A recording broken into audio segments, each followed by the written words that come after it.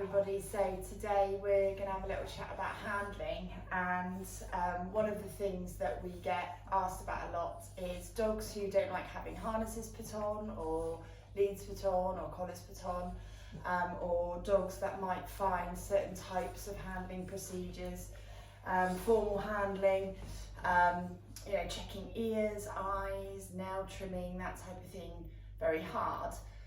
The other thing that we're seeing a lot of, I think, thanks to COVID and all the lockdowns that we've been through, are dogs that find hands coming towards them quite difficult as well. So I'm just going to talk you through a few different protocols that really help with that type of issue with your dogs and can help prevent that type of issue with your younger dogs as well. From basic emotional response to approach, through to how you can then build on this to get really compliant handling, which takes time and effort, but it's so much nicer for both you, your vet and your groomer, and for your dog as well, more importantly, because compliance-based handling is about moving at your dog's pace and within your dog's remit, which naturally will take just that little bit longer rather than just pinning them, holding the legs still so that you can trim the nails. If you're building up to being able to do that where the dog is completely compliant throughout the whole process, for a lot of dogs, most dogs I would say, that is going to take a little bit longer. But for this to really work, and this is only one way of doing it, but for this to really work, the first thing that you have to have is a really strongly classically conditioned marker.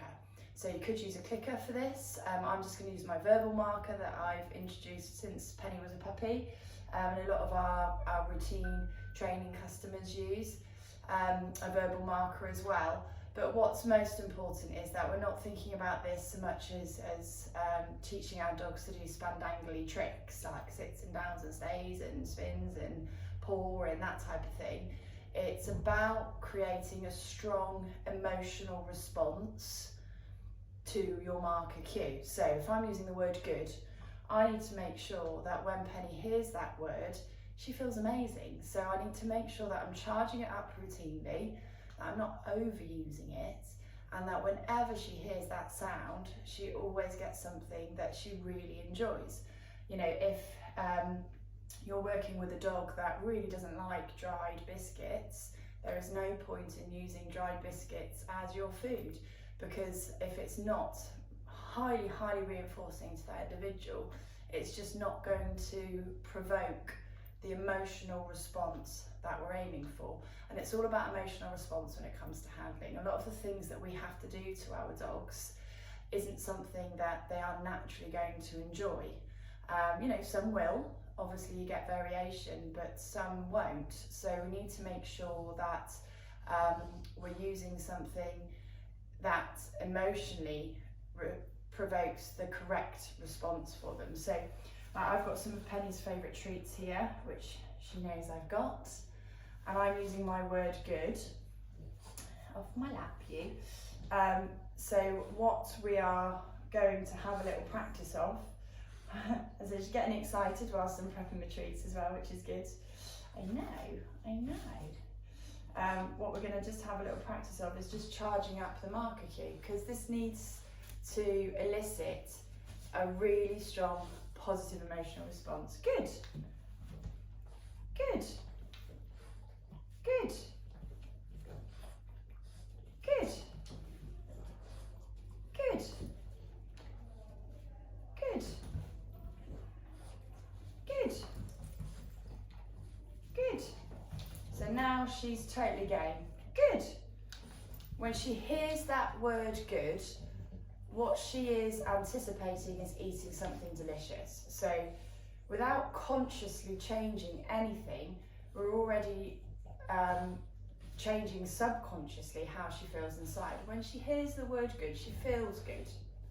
And because she feels good, we can use that as a tool to change her emotional response to something that she might not be sure of. So say we are talking about a bit of a lead aversion. So we've got a dog that when we go towards the collar to hold the collar to put the lead on, or we take the lead out of the cupboard even for some dogs, and they're not sure about it, and they just want to run away. You can try and bribe them with treats, but that's probably not going to work because they're too scared. What we would do is just have the lead present, good, and then as soon as the lead is present, we use that marker cue to elicit a positive emotional response, and then the dog gets to eat something yummy. Good. Good. And we can build that up, good, to include lots of parts of that handling. Good, including the sound of the clip. Good. And I want her to hear the word good as the item or the action is happening. So what happens for Penny within her brain mechanics is she sees the stimulus or hears the stimulus at the same time as hearing that sound that elicits a positive emotional response. Good. Good. And that helps to break down any negative anticipation that your dog might have. Now, as you can see, Penny doesn't care about her lead. However, I've done this type of exercise with her since she was very little. But let's think feet. Penny's got terribly itchy feet at the moment. We're working on her allergies to find out what's flaring them, but it means I'm having to bath them every day, cream them, and they can get really, really sore, especially if we've been out road walking.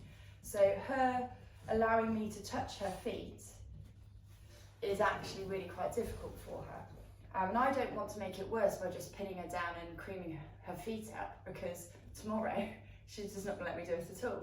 So what we're working on regularly, come here you, is just little bits of touch. Good. So I'm teaching her that when my hand comes towards her foot, I know that's my treat hand. Good. When my hand comes towards that foot, she hears her marker cue. Good. You can see she's still quite evasive about it because her feet are really sore. Good.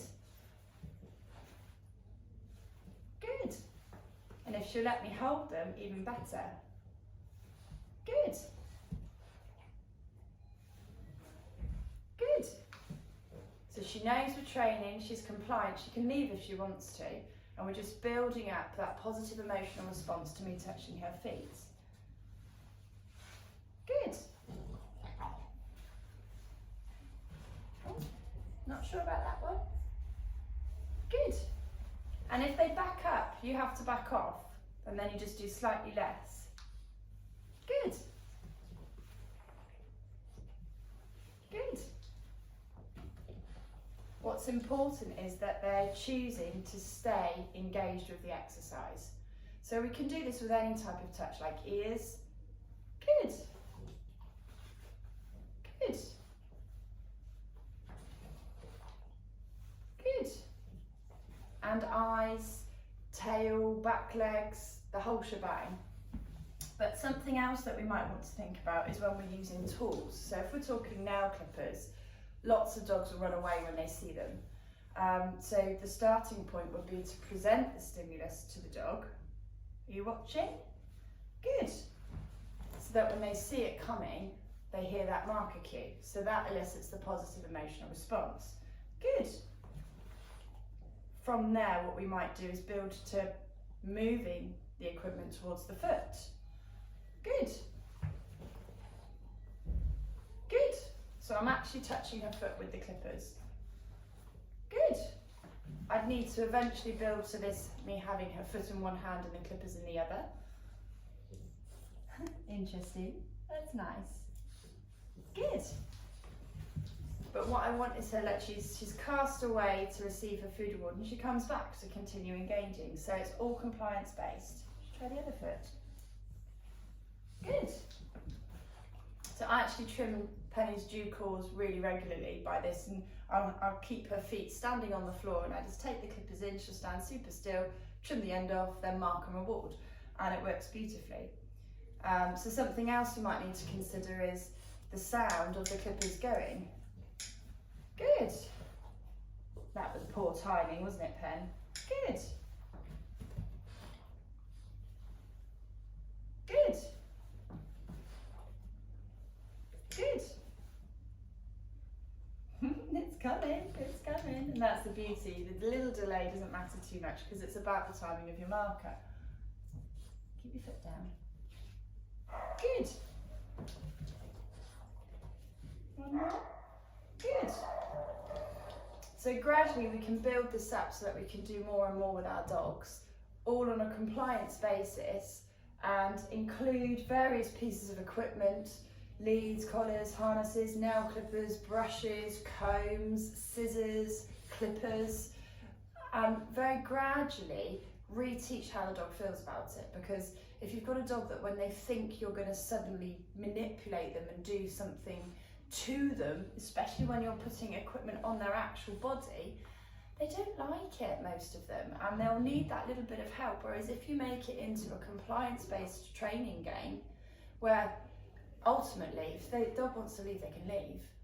But if they choose to stay with you, you can just gradually progress how much you're able to do with them. You end up with a dog that you can do an awful lot more with. And this is something I would highly recommend that you practice at home with nail clippers, with brushes for all dogs, with eyedropper bottles, and with torches. Because, you know, if your dog's eyes and ears get checked, then the vets are going to be shining a light right towards their face and getting quite close. So there's lots of different parts of each routine that you can break down and build up tolerance against, so that we're able to, husbandry wise, care for our dogs, but with the utmost welfare all the way through it. So hopefully this makes sense. And what is most important that we remember is that we're changing the positive emotional response within the whole sequence. So we're changing it from potentially an aversive one, a negative emotional response, and we're changing it into a positive one, all by using that classically conditioned sound, be it the word good or yes or nice or a click, doesn't matter. So as you charge it up like we did at the beginning and keep it really meaningful to your dog, and then from there you start pairing it with the presentation of those stimuli, building to the manipulation with those stimuli as well. Now for some dogs, if they find hands scary, which Penny did for quite a long time, and that's really starting to progress now, but novel humans we can still be a little bit less sure about. If they find hands scary, the type of protocol that we need to look for is the hand coming towards them. So to start with, the hand just appears. Good. A bit like the beginnings of a touch cue. Good. And then gradually we would start to outstretch that hand. Good. So Penny doesn't like hands over the top of her head specifically because of her eye problems when she was younger and just because of who she is as a bulldog. Good. What I don't want to see is any backing off or ducking or, you know, really unsure type body language from Penny. I want her to see the hand come and her to be anticipating the word good and eating. Good. Ready to go again? Good. So sometimes this might be coming towards the nape of the neck or the harness, because some dogs will find that very hard. Good. Or we might start around the side. Good. Depending on how much the dog struggles with it. You might start it at a great distance. Good. And you know, I worked with a lot of dogs who can be a bit fearful, who I can barely move my hand on these first few repetitions. It's certainly not outstretch it towards the dog, and that entirely depends on your dog. So it's about working where to start. Good. But if we're at the point where securing at the end of a recall might be tricky, or putting the harness on, or putting the lead onto the harness, good. This is the exercise we need to work for. So you start with the hand presentation, you gradually build it to come closer, and then you gradually build to the touch. Good. So many of our pups in class might not like this, and that's normal. Good. But what's important is that we reteach for the dogs so that they feel positive about it, not negative. Good. And it's got to stay easy. I'm not asking for sits and downs and waits and leaves and no's and watch and anything else. It is as simple as my hand comes towards you, now you feel good, good, then you get to eat. Nice and simple. So that positive emotional response stays strong. That means when you're recalling away from a distraction, you go to grab the harness to clip on the lead, or when you're trying to get the harness on to go out on a walk, your dog's going to be there and they're going to be with you and they're going to be feeling good. That's what we want to aim for. Great job, little one. Great job. Please have a go at home, but if you've got a dog that is unsure about any of these types of touch or types of husbandry procedures, or with novel humans, with strangers, with other people trying to touch them, please make sure that you're using these techniques alongside the help of a behaviourist, be it myself or somebody else who's a CAB, a clinical behaviourist, so that you can make sure that you don't push your dog too quickly, too soon, and then you have a nice relaxed dog who you are able to touch and do whatever you need to do with. Hey Penny, couldn't do this a year ago, could we, my darling? It's good. Have some fun.